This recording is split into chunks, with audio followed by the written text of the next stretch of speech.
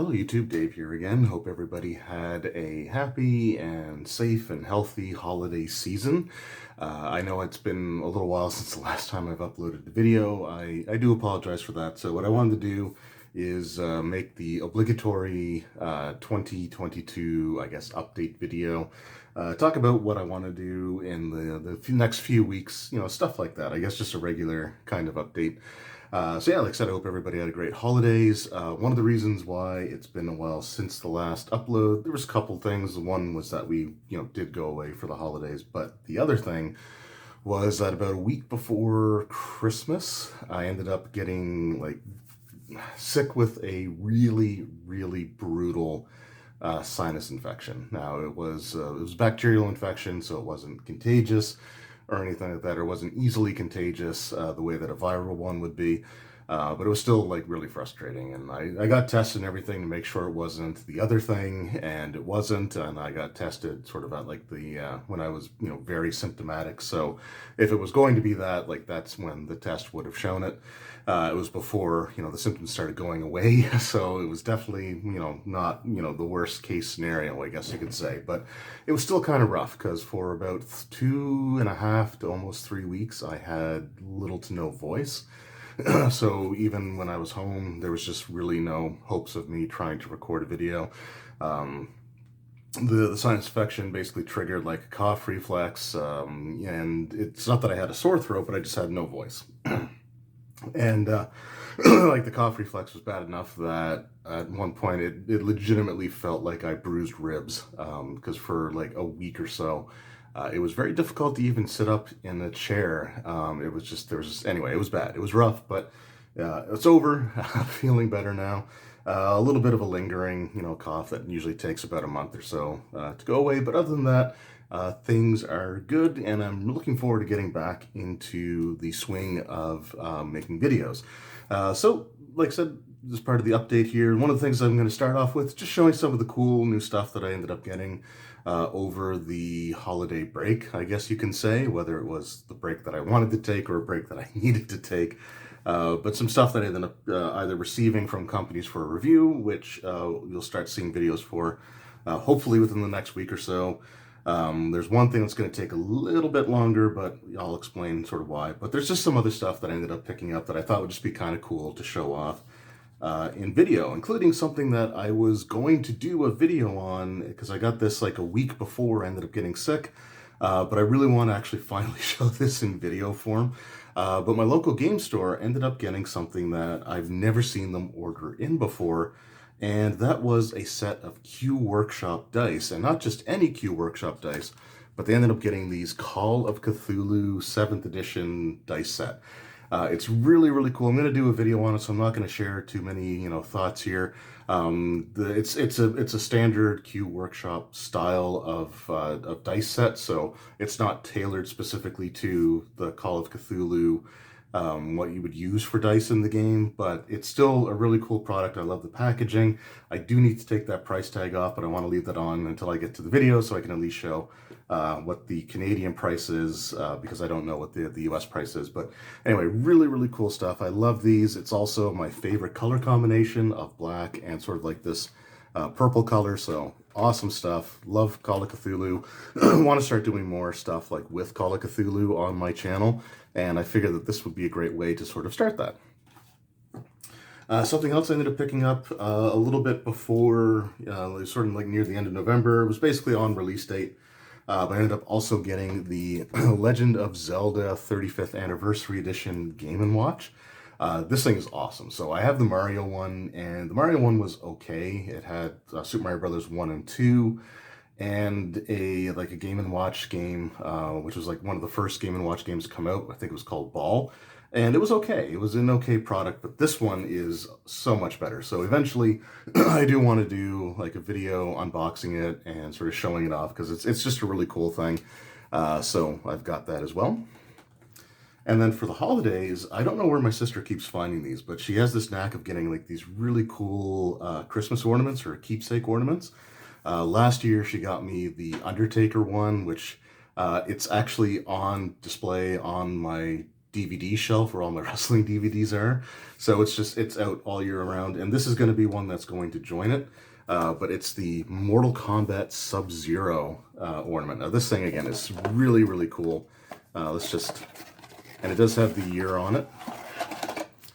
But like, it's just a really cool, it's like a keepsake ornament, but it's, you know, Sub-Zero is one of my all-time favorite Mortal Kombat characters. I love the ninja characters in general.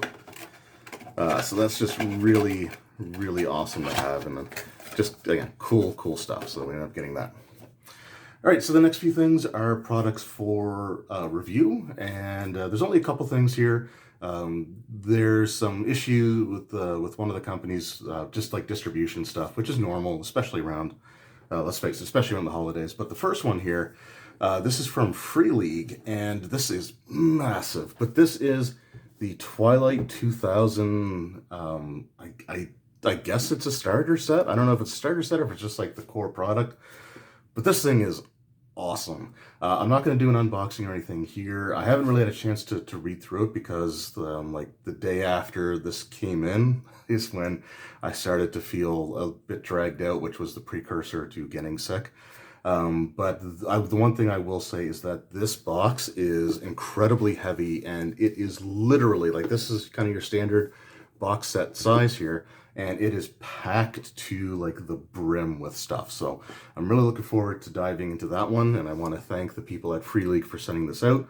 I'm really looking forward to it. And then the last couple things, they just arrived the day that I'm recording this, which is I guess technically early morning of January 12th. So I got this on the 11th, but it's some new Pathfinder 2nd edition Lost Omens book. The first one here is Lost Omens Monsters of Myth. And this is a really cool book. Again, I'm not going to go into it here. I will do a review video. This will be the first probably of the 3 products I'm going to show here that I got sent for review purposes that I will be making a video on.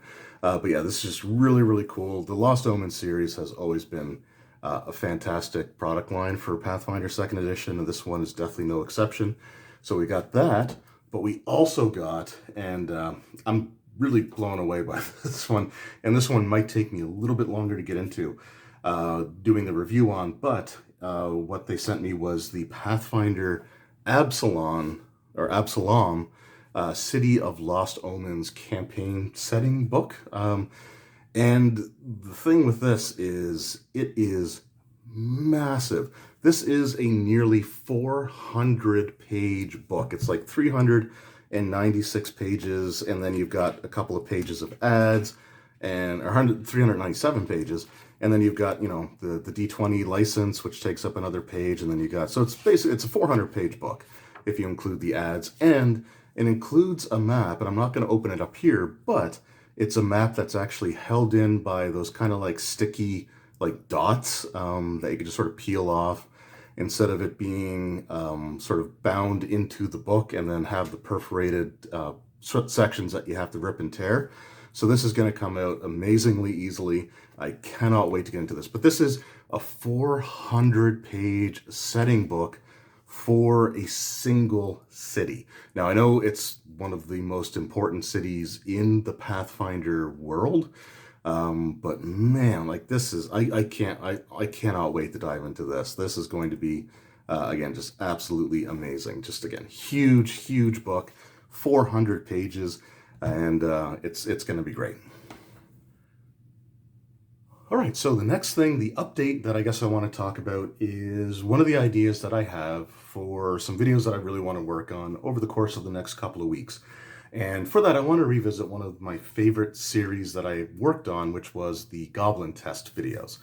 So it was a few years ago now, but I did, it was called the Goblin test, and what it is you create a first level fighter from each edition of a role-playing game, and you basically pit them against a never-ending line of goblins, and you see how many goblins the fighter can take out. You sort of run the test multiple times, determine an average, see on average how many goblins they can take out before the goblins cumulatively do enough damage to the fighter to knock them down to unconsciousness or death, right? Because older editions, some RPGs, when you reach 0 hit points, you were dead, and other ones, you were knocked unconscious. But either way, once you're at 0 hit points or worse, that's where like that round of testing would end. It was a lot of fun to do. I got to do character creation for different editions of the D&D role-playing game, and I want to do that again with the role-playing games that you see in front of you, which is the Paizo family of RPGs. So we've got Starfinder, which will be a little bit different. I'll talk about my plans for the Starfinder one here sort of towards the end. But we've got Pathfinder 1st Edition, 2nd Edition, and the Pathfinder 2nd Edition playtest rulebook, and to sort of see if there's, and I guess just sort of gauge the differences between the fighter from the playtest to the beginning of the playtest through to the actual release of the 2nd edition role-playing game. And so that way it gives me 4 things to work with, and I think that's a pretty decent number. So I'll talk a little bit about the formatting for this series, and there was some questions that have popped up in other Goblin test videos that I just want to take a moment, I guess, to address here. So the idea behind it, like I said, you have the first level fighter taking on the goblins. It was something that I heard about when 4th edition D&D had just come out, and it was just sort of a way to test the relative power of a player character versus, you know, the monster design.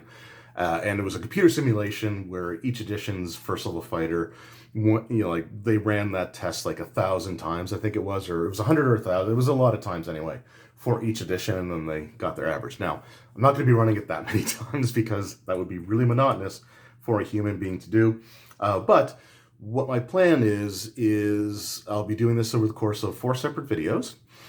So a video for 1st edition Pathfinder, a video for the Pathfinder 2nd edition playtest, a video for the Pathfinder 2nd edition final release, and then a video for the Starfinder role-playing game.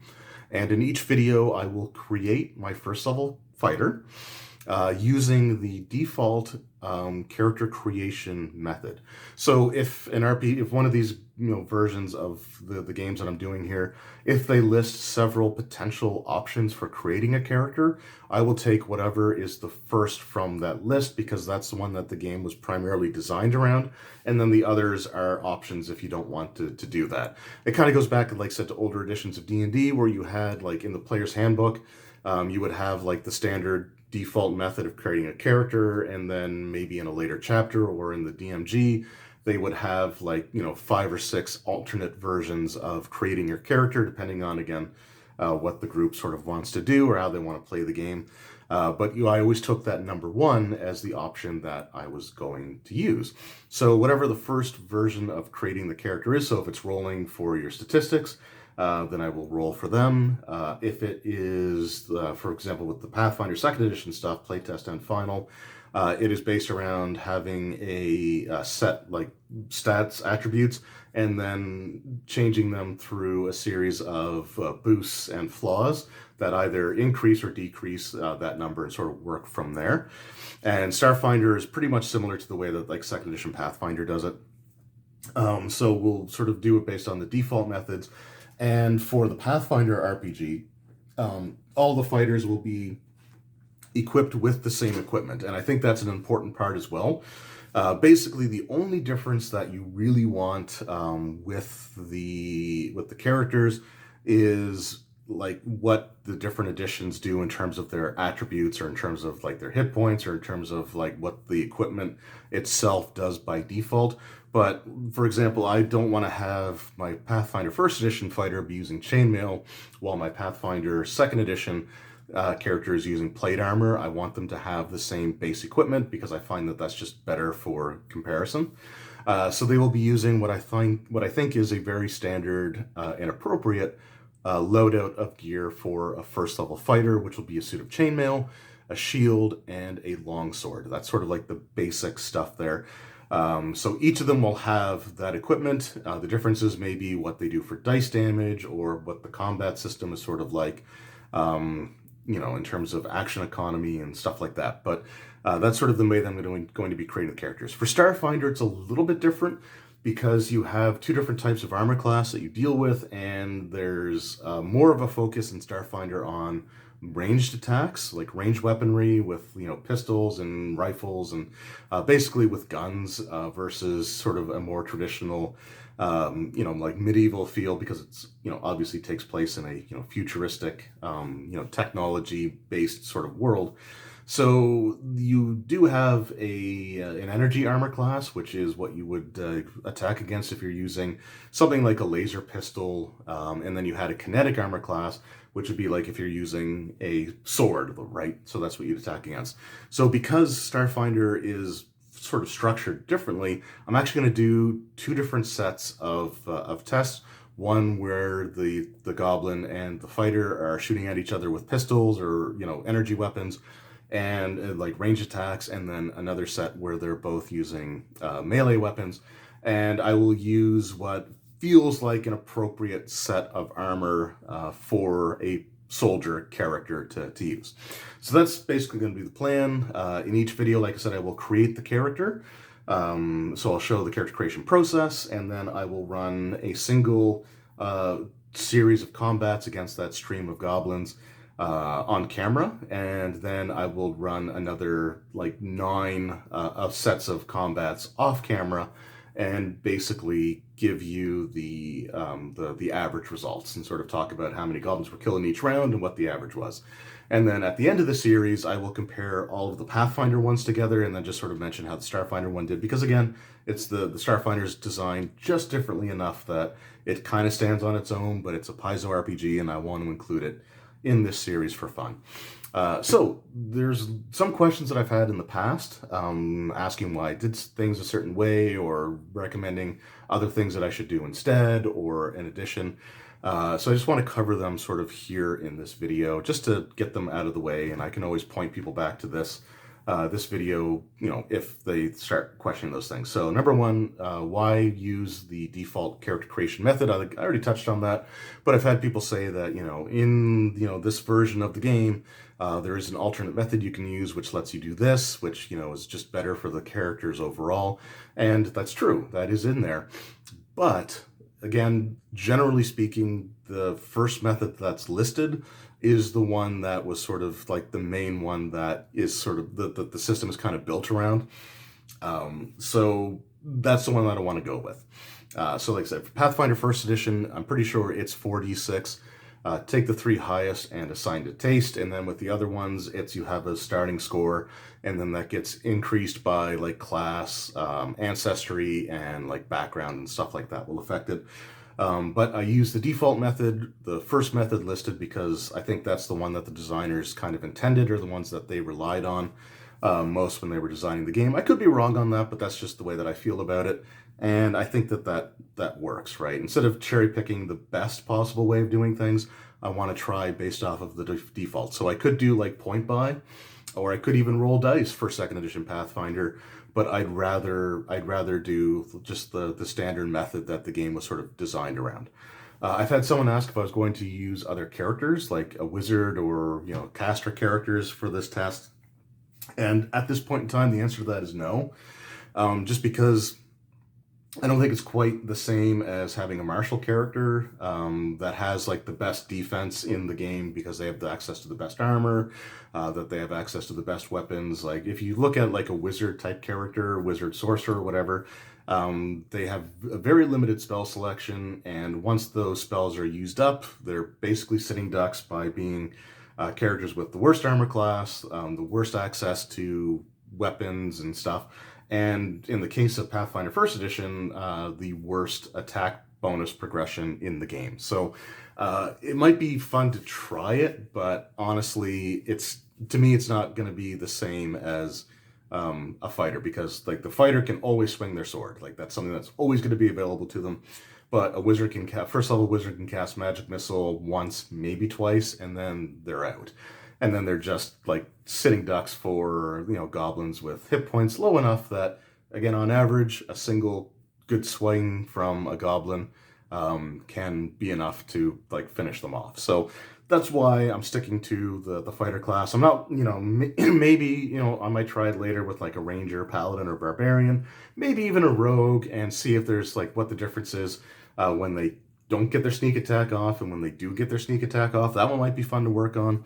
But other than that, just the mage characters are just not built for melee. They're built to be like, ranged artillery, basically. So they wouldn't do too well in that kind of context. So that's why I don't do those.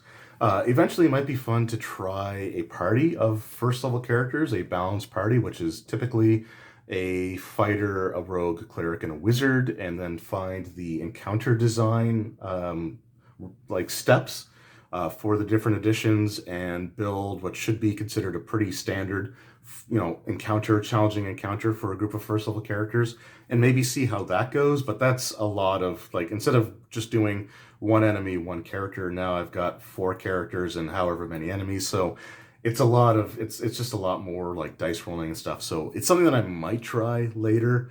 But that's like going to be off in the future. For now, I'm just going to stick with the fighter.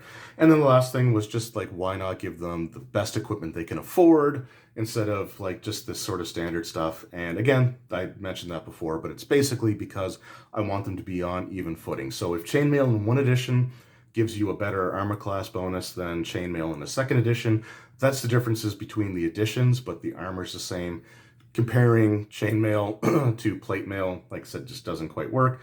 And in something like Pathfinder 1st Edition, there's no way a first level fighter, fresh off character creation, is going to have plate armor. So I just think that there's sort of a standard set of equipment that works well. And it might be fun, again, to revisit it and do like the optimized characters where you take the best possible, like statistically, the character creation method that gives you the more powerful builds, or like based on the amount of starting gold that they can get, the best possible equipment. Maybe, give them something like a 2-handed weapon or like different things like that. Like it might be fun to try that later on down the road. But for now, just a simple, basic first level fighter, chainmail, shield, sword against the goblins is basically the way that I want to do it. So there you go. That is, I guess, the update. That's sort of the just some of the cool new stuff that I have to work with in the months to come, or the weeks to come. And yeah, I'm really looking forward to it. So I just want to take a moment just to say thank you to everyone who showed their support when I just sort of let them know that, hey, I'm going to be out of commission for a little while. So I do want to thank everyone for that. It really did mean a lot to me. And I'm back on Twitch now. I just had my first Twitch stream the night before I'm recording this, when I streamed my first part of Resident Evil 4 run. That should be uploaded on YouTube probably about a day after this goes up. But yeah, I just want to thank everyone for their support. It really did mean a lot to me, and I'm looking forward to getting back into it in 2022. And hopefully 2022 will be the year that we can finally try to get back to normal as best as we possibly can. We've been saying that for a while now, but I'm hoping it really does sort of come into effect now. Anyway, thank you guys very much for watching. Let me know in the comments below if you have any other suggestions for like a test or like character creation type of videos. Let me know in the comments below, because I kind of want to get back into doing like more character creation stuff and going through that, because I enjoy making characters, even if I don't get to play them very often. And yeah, so if you have any suggestions for stuff like that, let me know. And if you've picked up any of the things that I showed, Twilight 2000 or the Pathfinder Lost Omens books, let me know what your thoughts are on those in the comments below as well. As well as anything, any of the cool stuff that you guys have managed to collect over the last little while as well, because you guys always find some really amazing stuff. So yeah, so thanks again. I'm looking forward to getting back into it, and I will see you all next time. Take care.